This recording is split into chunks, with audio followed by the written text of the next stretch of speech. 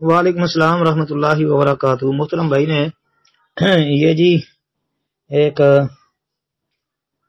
قول بھیجا محدث سفیان بن عیینہ رحمۃ اللہ علیہ کا، کہتے ہیں جی کہ سیأتی علی الناس زمان یجلس فی مساجدہم ولا، کہ لوگوں پر ایک وقت آئے گا کہ ان کی مسجدوں میں شیطان بیٹھے انہیں دین سکھا رہے ہوں گے۔ اچھا جی، کہتے ہیں جی اس روایت کی سند صحیح ہے۔ محترم بھائی یہ محدث سفیان بن عیینہ رحمۃ اللہ علیہ کا قول تو مجھے نہیں ملا، البتہ عبداللہ بن مسعود رضی اللہ عنہ سے مروی ایک روایت اس طرح کی ملی ہے، وہ ثابت نہیں ہے۔ علامہ ابن جوزی رحمۃ اللہ علیہ کی کتاب العلل المتناہیہ کے اندر موجود ہے، اس میں بغیر بن حسان ابو خلیل نامی ایک راوی ہے جس پر محدثین نے جرح کی ہے۔